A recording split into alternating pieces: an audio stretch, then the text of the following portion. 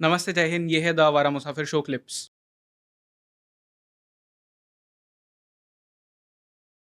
किसी ऐसे इंसान को जानते हो जिसे कलयुग में या कोई ऐसी कहानी आपने कभी सुनी हो कि कलयुग में जिसे हनुमान जी के दर्शन हुए हो, असली में हनुमान जी से मिला हो? अरे बहुत सारे हैं। तुलसीदास जी स्वयं हैं। हुँ। तुलसीदास जी को भगवान राम के दर्शन कराए थे हनुमान जी ने स्वयं। ये बता सकते हो पूरा? हाँ। तुलसीदास जी को भगवान तुलसीदास जी ने रामायण की रचना की, रामचरितमानस की रचना की। उनको भगवान का दर्शन चाहिए था, बहुत व्याकुल थे।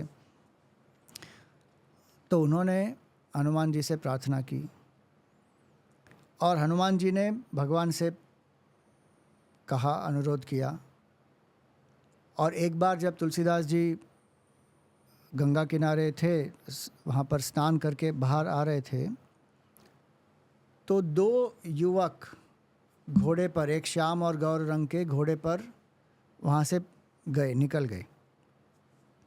तुलसीदास जी ने उनको देखा, लेकिन वो पहचान नहीं पाए। हनुमान जी ने उनसे पूछा कि आपने दर्शन किए भगवान के? तुलसीदास जी को लगा, अरे कहाँ? बोले, अरे जो दो युवक गए थे वही तो थे, राम और लक्ष्मण। नहीं नहीं नहीं नहीं हुआ, प्लीज़ एक और बार आप अनुरोध कीजिए। दूसरी बार उन्होंने अनुरोध किया। दूसरी बार भी ऐसा ही कुछ हुआ कि उनको वो पहचान ही नहीं पाए। अब तुलसीदास जी ने वापस उनसे अनुरोध किया, फिर एक आखिरी बार प्लीज़। अब तुलसीदास जी बैठे हैं चित्रकूट पे, एक घाट पर बैठे हैं वो, और बहुत सारे संतों की भीड़ लगी हुई है उनका दर्शन करने के लिए। और तुलसीदास जी चंदन घिसते थे वहाँ पर और लोगों को तिलक कर रहे थे, और भगवान आ गए उस लाइन में। अब हनुमान जी को लगा कि ये तीसरी बार है, अब मैं तीसरी बार अगर ये मिस कर लेंगे तो मैं भगवान को कितनी बार अनुरोध करूँगा, और भगवान को बार बार दर्शन करने के लिए आना पड़ेगा। तो वो एक तोते का रूप उन्होंने लिया और झाड़ पर बैठ गए वहाँ पर। और जब भगवान आए, तुलसीदास जी चंदन घिस के भगवान को तिलक कर रहे हैं, लेकिन अभी भी वो पहचान नहीं पाए कि ये भगवान है। तब हनुमान जी ने कहा, चित्रकूट के घाट पर भई संतन की भीड़, तुलसीदास चंदन घिसे तिलक करे रघुवीर। और जैसे उन्होंने तिलक किया, ये दोहा उन्होंने हनुमान जी ने गाया।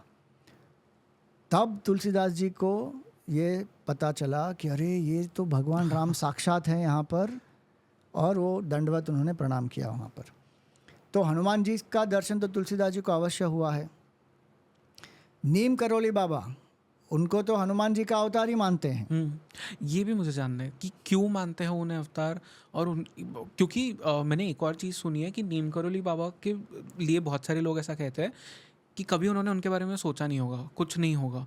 सडनली उन्हें सोशल मीडिया पे हर जगह उनके बारे में चीज़ें दिखने मिलेगी, आसपास में लोग उनके बारे में बात करने लगेंगे, एंड फिर पता नहीं कैसे वो वहाँ पे पहुँच भी जाते हैं नीम करोली बाबा जी के धाम पे। तो एक तरह से वो बुलावा होता है। तो ये सारी क्या चीज़ें हैं? देखो, ये जो होता है वो अपने कर्म के सिद्धांत से ही होता है, और भगवान की अनुकंपा, भगवान का अनुग्रह भी होता है, अनुकंपा भी होती है, इसमें कोई बात नहीं, ये दो राय नहीं है। जैसे आपने कहा कि वो एक बुलावा भी होता है ना, तो सही समय पर होता है। वो संतों की अनुकंपा होती है, कृपा होती है। वो तो व्यक्ति को उसके पुण्य का उदय जब होता है तो वो अपनी तरफ वो खींच ही लेते हैं। हुँ। नीम करोली बाबा ने स्वयं हनुमान जी की साधना की है, और इसीलिए वो लोगों को भी यही कहते थे कि आप हनुमान जी का ध्यान करो, हनुमान जी का चिंतन करो, हनुमान चालीसा का पाठ करो, क्योंकि उनकी स्वयं की निष्ठा थी, उनका उन्होंने स्वयं दर्शन प्राप्त किया हनुमान जी का, और निस्वार्थ भाव से। और आप देखेंगे कि नीम करोली बाबा को आप अगर देखेंगे तो भी उनके मुंह से ही हमको लग जाएगा कि हनुमान जी की शक्ति इनमें है, हुँ। क्योंकि वो उपासना का ये सिद्धांत होता है कि जिसकी हम उपासना करते हैं उनके गुण हम में आ जाते हैं। बाकी चमत्कार तो बहुत सारे किए हैं नीम करोली बाबा जी ने, और वो सब हनुमान जी की कृपा से ही होता है। तो ये नीम करोली बाबा जी के बारे में ये है। और एक महत्वपूर्ण चीज़ ये है कि क्योंकि उन्होंने वो हनुमान साधना में सिद्धि प्राप्त की है, पूर्ण रूप से उनके अहंकार का भी त्याग हुआ, तो उन्होंने कभी अपने आप को प्रोजेक्ट नहीं किया।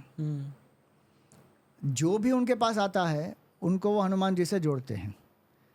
जो भी महात्मा होंगे ना, उनका यही भाव होगा कि भगवान से हमको जोड़ते हैं वो, क्योंकि उनका अस्तित्व नहीं है, उनका जो अहंकार है वो शून्य हो चुका है। और जिसका अहंकार शून्य हो जाता है वो सर्वात्मा हो जाता है। और इसीलिए जो लोग हैं उनको, जैसे आपने कहा कि सडनली कोई सोशल मीडिया पे देखेंगे या कोई लोग उनको बताएंगे, फिर उनको अंदर से प्रेरणा होगी कि भाई मुझे कैंची धाम जाना है। लोग इसीलिए भी जाते हैं क्योंकि उनको इच्छाओं की पूर्ति चाहिए, उनको पुत्र चाहिए, उनको धन चाहिए, जो भी कुछ चाहिए, और उसमें कोई गलत चीज़ नहीं है। और लोगों से उन्होंने सुना है कि यहाँ पर मैं गया तो ये इच्छा पूर्ति हो गई, ऐसा हो गया, वैसा हो गया। तो ये अलग अलग चीज़ें उनको प्रेरित करती हैं, तो इसीलिए वो फिर जाते हैं। राइट। लेकिन कहने का भाव ये है कि बाबा उनके शारीरिक रूप में ना हो, फिर भी एक सर्वात्म भाव होता है, इसलिए वो अंतर से लोगों को प्रेरणा भी होती रहती है कि यहाँ पर जाओ, ये प्राप्त होगा या ये अनुभूति होगी। वो दैट हैपेंस बाय ग्रेस।